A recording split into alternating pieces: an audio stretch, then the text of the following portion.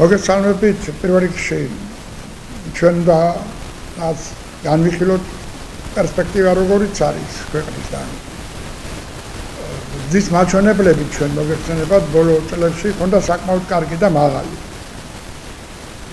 ორნიშნად დაგქონდა ბოლო 3-4 წელი რო ავიღოთ და ზოგადად ეკონომიკა ძალიან კარგად ვითარდებოდა იმ თვალსაზრისით რომ როცა იყო COVID პანდემიური შოკი საკმაოდ დიდი ვარდნა იყო მოგეხსენებათ მეორე კვარტალში მაგალითად 2020 წლის ეკონომიკა 14%-ით შემცირდა მაშინ როცა ჩაკეტილი იყო და ბუნებრივი იყო და მერე იყო ამოცანა რომ რაც შეიძლება სწრაფად მომხდარიყო აი დანაკლისის აღდგენა ანუ ეკონომიკა დაბრუნებული იყო ჯერ იმ წერტილში საიდანაც მოხდა ვარდნა და მერე მომხდარიყო მიწიგდა მოგეხსენებათ ჩვენ საკმაოდ კარგად მოხერხდა ძალიან სწრაფად მოხდა ეგრეთ წოდებული რეცესიური ციკლიდან ამოსვლა და უკვე მესამე წელი ეკონომიკა საკმაოდ კარგად ვითარდება ახლა რო განვიხილოთ ზოგადად როგორია ზის ტენდენცია მაგალითად არის ხოლმე მოსაზრება რომ წელს არ არის ისეთი მაღალი და როგორც იყო მაგალითად შარშან კვარტალურადაც რო შევაფასოთ და ზოგადად ჯობია ეკონომიკის ზის შეფასება არაწლიური, არამედ კვარტალური იყოს, იმიტომ რომ უფრო მოკლევადიან შეფასებებს აქვს უფრო მაღალი მნიშვნელობა იგივე ფისკალური პოლიტიკის დაგეგმვისთვის, იგივე მაგალითად მონეტარული პოლიტიკის შეფასებისთვის, ვიდრე თქვა საშუალო წლებს. ესეც არის. ამიტომ ხშირად იყენებენ ხოლმე ბოლო 8 კვარტლის მონაცემს. ახლა შარშანდელი მონაცემი როგორია? საშუალოდ იყო მაღალის და წლიური მოგეხსენება 9.12% და კვარტალურადაც მაღალი იყო 8.11%-ის ფარგლებში იყო. ეს უნდა აღვნიშნო რომ ერთ-ერთი ყველაზე მაღალის და იყო არათუ რეგიონში, არამედ სოფლიოში. ეხლა წელს იგივე რომ განვიხილოთ კვარტალური თვალსაზრისით პირველი კვარტალი მაღალის დაქონდა დაახლოებით იყო 9%-ზე მეტი მაგრამ შემდეგ მეორე კვარტალში ცირედით შემცირდა დავიდა 7.5%-ზე და მესამე კვარტლის მონაცემიც არის 6.5%.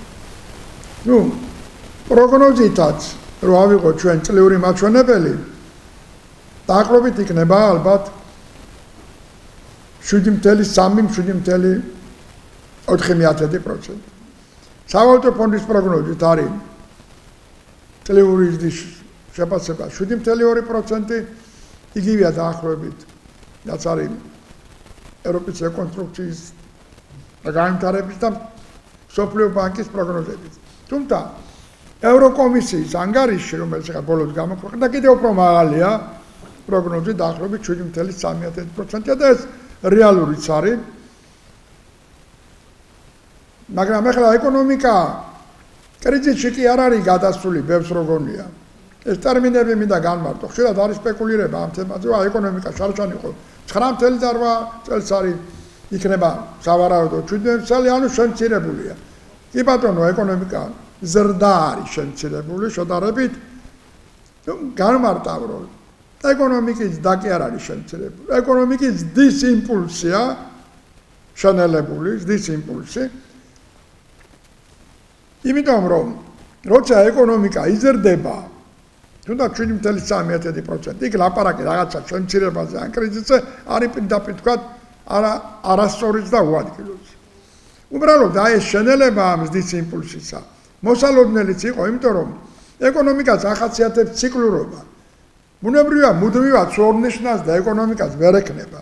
იმიტომ რომ ამან შეიძლება გამოიწვიოს სხვათა შორის ეკონომიკის გადახურება, ერთ-ერთი ყველაზე სერიოზული პრობლემა მე ქვეყანაში მომხდარა და გადახურების მერე ეკონომიკა შედის ხშირად ხანგრძლივ სტაგნაციაში, რომლიდანაც გამოცვლა არის პრობლემა. სტაგნაციური ეკონომიკა არანაკლებ პრობლემურია, ვიდრე მაგალითად იყოს შედარებით დაბალი ზრდის ეკონომიკა. თუმცა საერთაშორისო ყველა შეფასებით ჩვენ გვაქვს ყველაზე მაღალი ზრდის ეკონომიკა, ერთ-ერთი 5%-ზე მაღალი, ჩავთვალოთ, რომ არის მაღალი ზრდა, ესეც ითვლება და იგივე სავალუტო ფონდის პროგნოზით უახლოეს წლებში 2024-2030 წლებში ჩვენი ეკონომიკა გაიზრდება 52%-ით. ეს არის საკმაოდ მაღალი მაჩვენებელი სხვადასხვის. და ამ მაჩვენებლით საქართველოს იქნება არათუ რეგიონში ან ევროკავშირში, არამედ ევრაზიაში წამყვანი ეკონომიკა. ჩვენ გავუსწრებთ ინდოეთსაც კი სხვადასხვის, რომელიც მოგეხსენებათ ერთ-ერთი სწრაფად ზარდი ეკონომიკაა. ინდოეთის ეკონომიკა იგივე პერიოდში 46%-ით გაიზრდება. შედარებისთვის მოიყვანა. ანუ ლაპარაკი რაიმე ეკონომიკურ შემცირებაზე ან ეკონომიკური ზრდის კრიზისულ ფაზაზე არის უადგილო. აქედანაც ჩანს ამ ციფრებით. კიდევ ერთხელ ვიმეორებ, რომ მიუხედავად იმისა, რომ ზრდის მაჩვენებელი შედარებით შემცირებულია, ეს თულაც არ ნიშნავს ეკონომიკის რაღაც პრობლემებში გადაცვლას. ანუ პრობლემურ ფაზას. ეხლა რეალურად აბა რა ფაზაა ზოგადად. თუ შევთანხმდებით, რომ ციკლურობაში მაღალი ზრდა, თქვა ორ ნიშნავს და მუდმივად ვერ შენარჩუნდება, ეკონომიკაც ახასიათებს ამ ციკლურობის თავისებური მოძრაობა, როდესაც ის მაღალი, ძალიან მაღალი ზრდიდან ნელ-ნელა გადადის ზომიერ ზრდაში. ჩვენ ფაქტურად ეხლა ამ ფაზაში ვართ, კი არ მცირდება ეკონომიკა ზომიერ ფაზაში გადადის და ამიტომ არის პროგნოზები იგივე სავალუტო ფონდის და მსოფლიო ბანკის, რომ უახლოეს წლებში ჩვენ გვექნება 5.6%-იანი ზრდა. და კიდევ ერთხელ ვიმეორებ, ეს იქნება ევრაზიაში ყველაზე მაღალი მაჩვენებელი. და სხვადასხვა სოფლიოში აი ამ ზრდის მაჩვენებლით ჩვენ რაღაც სამეულში გავალთ. ეხლა ეს ეკონომიკური ზრდის შეფასება, მოლოდინი როგორია, კიდევ ერთხელ ვიმეორებ. წელსაც მაღალი ზრდა იქნება და მომავალ წლებშიც იგივე სავალუტო ფონდით იქნება მაღალი ზრდა. ანუ აქ საუბარია რამდენიც გაიზრდება რეალური ეკონომიკა. იმიტომ რომ ეკონომიკას შეიძლება არასწორეურევენ. არის ნომინალური მაჩვენებელი ზრდის და არის რეალური. ეხლა მეორე საკითხი, რომელიც ხშირად არის ხოლმე, ესე იგი პოლემიკის თუ რაღაცა საგანი, რომ ეკონომიკის შემცირება რატომღაც არის დაკავშირებული საბანკო კრედიტების შემცირებასთან. ძალიან მოკლედ აღვხსნე. არის ესეთი მოსაზრება და სხვა შორის, როცა ხდება ხოლმე საბანკო დაკრედიტების შემცირება, ოღონდ ხას უსვამ, გარკვეული ტენდენციით უნდა მცირდებოდეს. ის არის წინაპირობა და ნიშანი, სიგნალი ასე ვთქვათ, რომ ეკონომიკა შეიძლება შემცირდეს. მაგრამ რეალურად აქაც საბანკო დაკრედიტება კი არის შემცირებული, მაგალითად, შარშანდელთან შედარებით, თორე შემცირებას როცა ვამბობ, განსაკუთრებით რომ აღარ გაზრდილა. მაგალითად, საბანკო კრედიტი, მე ციფრები შეიძლება მოვიყვანო, ცოტაც გაზრდილია, ზუსტად რომ აღნიშნო, მაგალითად როგორ არის გაზრდილი ისეთი მაჩვენებელი, როგორც არის მაგალითად სამოხმარებლო და ბიზნეს დაკრედიტება, ეს ორი მნიშვნელოვანი მდგენელია. ყველაზე დიდი წილი მოგეხსენებათ კრედიტების დაში ბიზნესია. ეს აქ აღნიშნა. მაგალითად, სამოხმარებლო საცხები შარშან კი იყო 28%-იანი ზრდის მაჩვენებელი, მაგრამ წელს ხوار გონია დაბალია. ცერედი დაბალია, მაგრამ 24% დაბალი ხო არა. საკმაოდ მაღალია. ასევე იგივე ბიზნეს საცხებზე შეიძლება ვთქვა, შარშან კი იყო 17%-ზე ცოტა მეტი, მაგრამ არ წელს არის დაბალი. დაახლოებით არის 13%. ანუ კიდევ ერთხელ ვიმეორებ, გააჩნია რაც მეძახით ჩვენ რაღაცის შემცირებას. უბრალოდ მეც ვიტყვი. ძალიან დიდი მნიშვნელობა აქვს ეკონომიკურ ზრდაზე, ბუნებრივია, დაკრედიტების პორტფელს, მაგრამ არანაკლები მნიშვნელობა აქვს კომპანიები თუ მიმართავენ ალტერნატიულ ცეცხლებს. აი მაგალითად, დაზე ხშირად არ არის ხოლმე ყურადღება გამახვილება, ხა მე შემიძლია გავამახვილო ყურადღება. ანუ თუ ბიზნეს დაკრედიტება შემცირდა, ეს ნიშნავს, რომ საბანკო ნაწილში შემცირდა. არა ეს სულაც არ ნიშნავს, რომ ბიზნეს დამატებითი რესურსები ალტერნატიული წყაროებიდან არ მოიზიდა. ეს პირველ რიგში რა არის? ეს არის ობლიგაციური სესხი. ანუ ეს არის ალტერნატივა საბანკო კრედიტის და როცა ვამბობ, რომ ბიზნეს დაკრედიტება ვითომ შემცირდა, ანუ ბიზნესი აქცენტი რაზე ახონმე, რომ ბიზნესი თუ იმდენ კრედიტს არ მოიხმარს, ესე იგი აღარ ფართოვდება, ანუ ეკონომიკა მცირდება. ეს არის ინდიკატორი, არასწორი.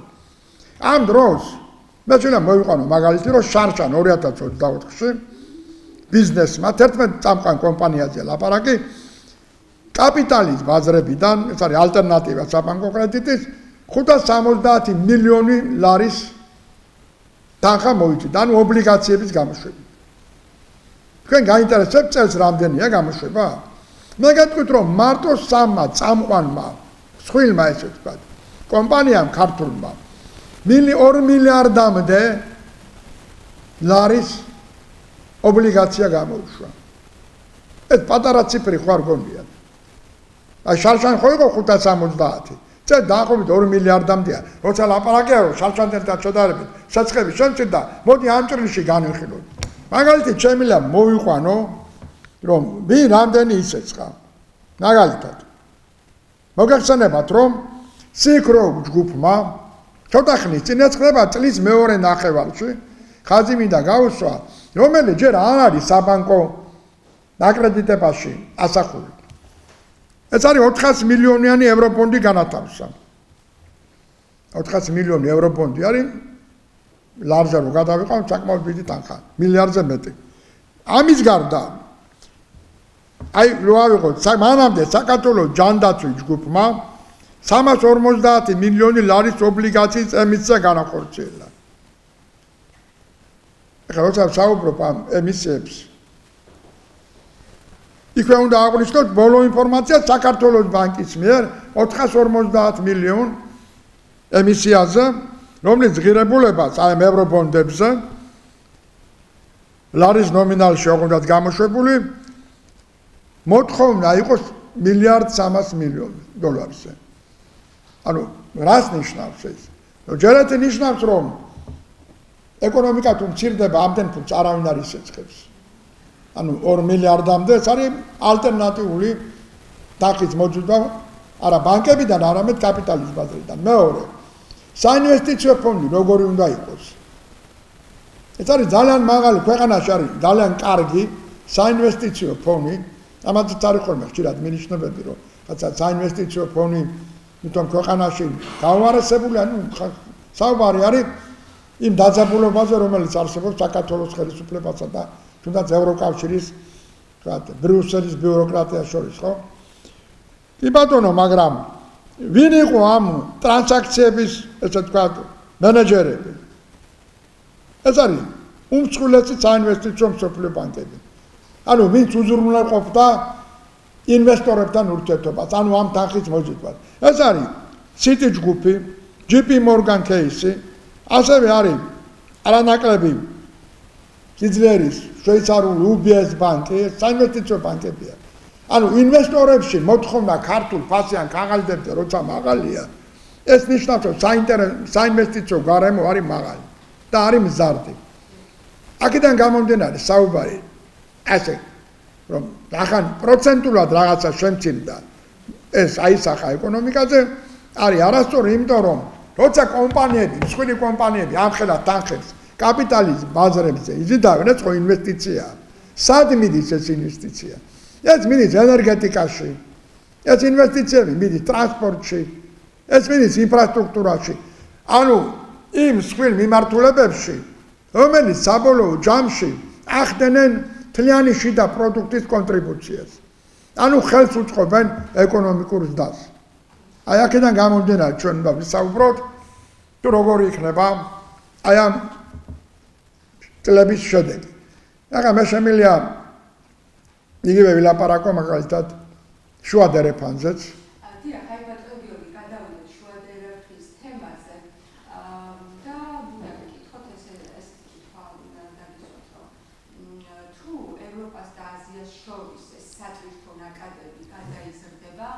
სომხეთის და აზერბაიჯანის მიმართულებით საქართველო როგორ უნდა დაიცვას საქართველოს ეკონომიკამ როგორ უნდა დაიცვას თავის სატრანზიტო წილი და რა უნდა გააკეთოს საქართველომ, რას აკეთებს საქართველო იმისთვის, რომ თავის სატრანზიტო წილი არ დაკარგოს ამ კონფლიქტში.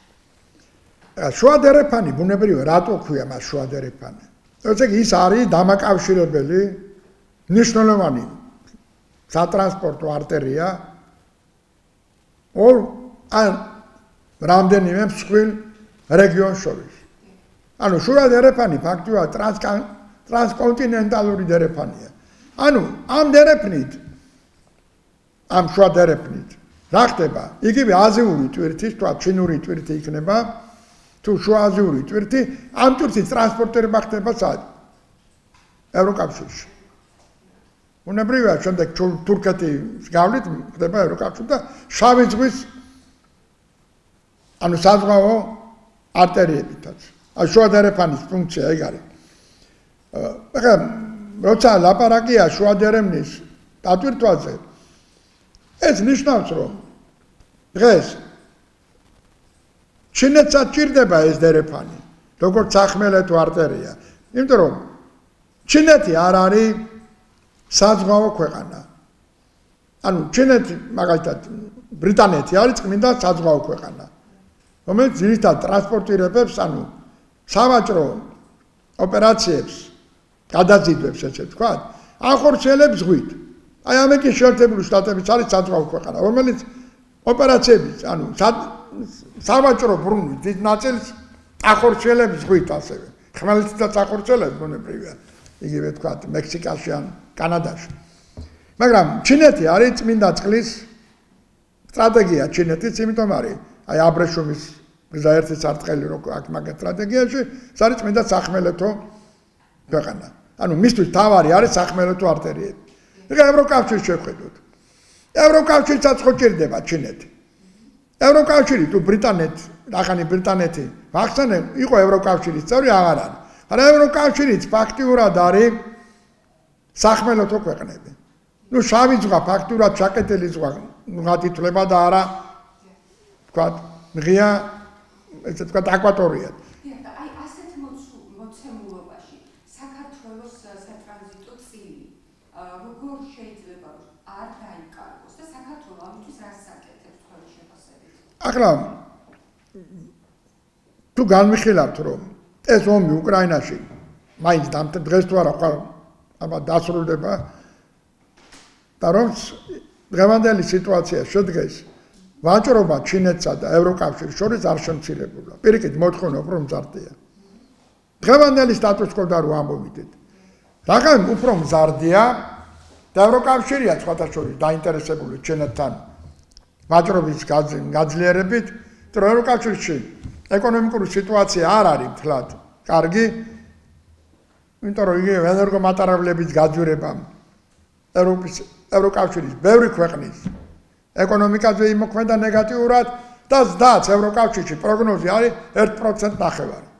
ანუ ევროკავშირის ეკონომიკა ფაქტურად არის შეკუმშვის რეჟიმში. ამიტომ მისთვის სტრატეგიულად მნიშვნელოვანია, რომ გაზარდოს სავაჭრო ბრუნვა. და პირველ რიგში ჩინეთთან სხვათა შორის, რომელიც არის უმსხვილესი მეგა ეკონომიკა. ევროკავშირსა და ამერიკის შეერთებული შტატებთან ჩინეთი ქმნის, ეგრეთ ვთქვათ, მეგა ეკონომიკების დიდ სამეურს. ამიტომ ერთ-ერთი მთავარი არტერიაც რაც გულისხმობს. ეს გულისხმობს დრო და სივრცე. ანუ მე კი არ ვამბობ, ალტერნატიული გზა არ არსებობს, მაგრამ ის გაცილებით ძვირიჯდება.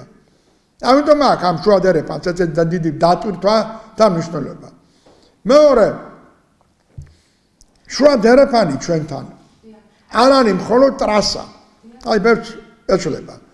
აი ზანგეზურის დერეფანს რომ ადარებენ ხოლმე. ზანგეზურის დერეფანი არის მონაკოეთი ამ შუადერეფანი. საქართველოს კონკურენტული გამოწვევა არის ეს ზანგეზურის დერეფანი, როგორ მიგაჩნიათ თქვენ?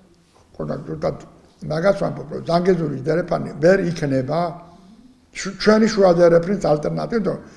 საქართველოზე გადის ძალიან ბევრი არტერია, მათ შორის ენერგეტიკული არტერიები და ზანგეზურის დერეფანი არის მხოლოდ მონაკვეთი, ეს არის წმინდა სახმელეთო ნაწილი, სატრანსპორტო გადაზიდვების ნაწილი იქნება, მაგრამ მაინც ვერ ჩაანაცვლებს შუა დერეფანს, იმიტომ რომ აქ მოწანაკლის პროექტი შეუერთდება ამ ყველაფერს. ფაქტურად შუა დერეფანი უკვე იღებს უფრო დიდ განზომილებას.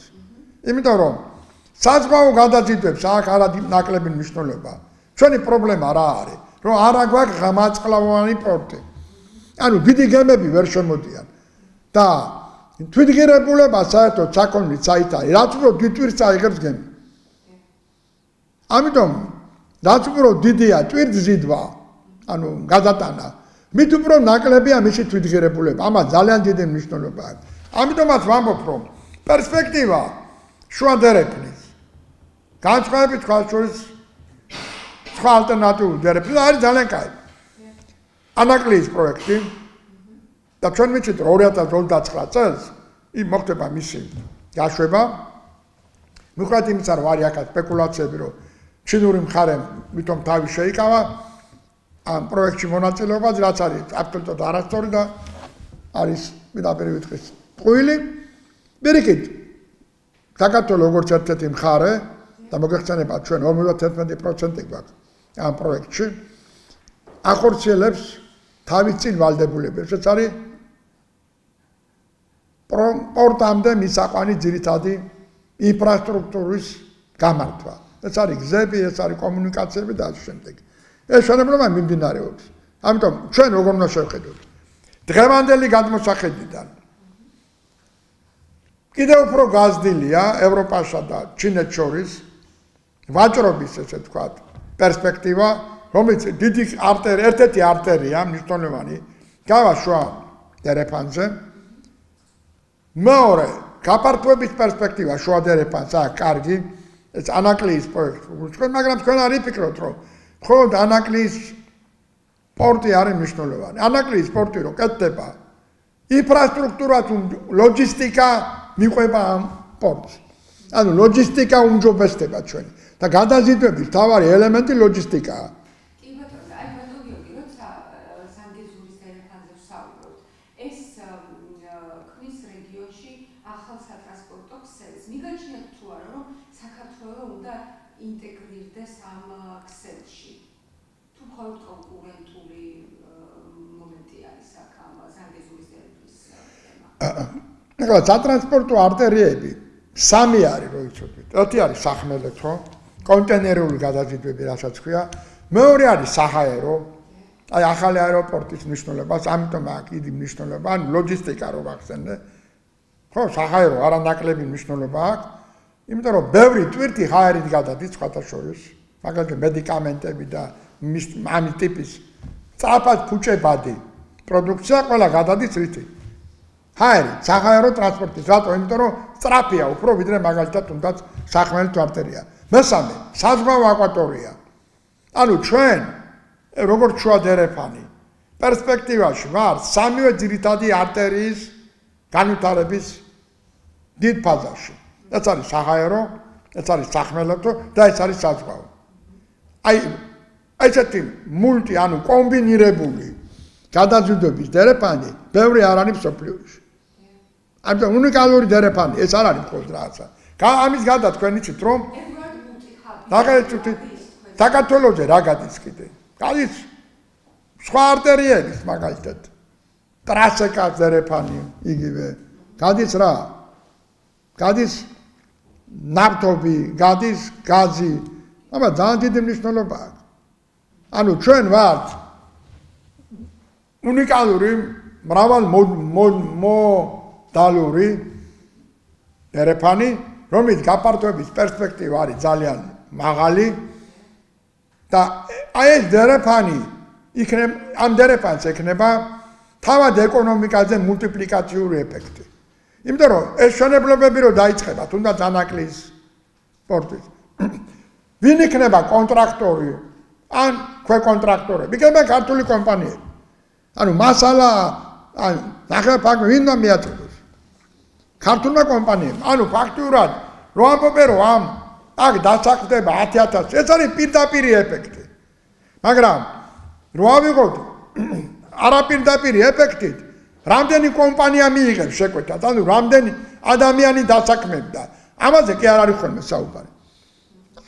ყოველთვის დიდი პროექტები, არ აქვს მნიშვნელობა, ანაკლია იქნება თუ რა იქნება, ატარებენ მულტიპლიკაციურ ეფექტს. ანუ ყვებავენ კონტრაქტორ კომპანიებსაც, ანუ სხვა დარგებსაც. ანუ რაც ნიშნავს? ზდიან უმუშევრობას უკაცრავად, ზდიან დასაქმებას და ასევე მონაწილეობენ თლიანი შიდა პროდუქტის სტიმულირებაში.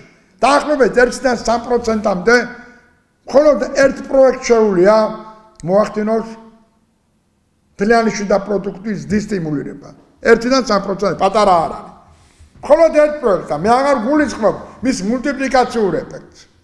რომელიც და კიდევ ერთხელ ვიმეორებ, მდგომარეობს იმაში, რომ ამხელა პროექტების აშენებას ჭირდება თქვენ კონტრაქტორს. სხვა შორის ეს იცი შემიძლია მოგვიყვეთ. რო ამბობდნენ, აი, წერნულ ხელს რო აშენდა. ბაჭი, ხო გახსოვთ რა ამბავი იყო, რუსები ჩამოასახლეს და ამბავდა. კი, მაშინ მუშახელის ნაწილი საბჭოთა კავშირიდან შემოიყვანეს, მათო რუსები არ იყვნენ. სხვა რესპუბლიკებიდან ეწვა, მაგრამ მაშინ მთელი დატვირთვით ამუშავდა კასპის ქარხანა, ცემენტის ქარხანა. რატო? იმიტომ რომ აბა რუსთავის მეტალურგიული მაშინ ამუშავდა. ამაზე დღეს საერთოდ არავინ არ საუბრობს. ანუ მაშინდელი ჩვენი ეგრეთ ვთქვათ ინდუსტრია გახდა სწორედ აი ამ დიდი მშენებლობის ერთ-ერთი მთავარი მიმწოდებელი.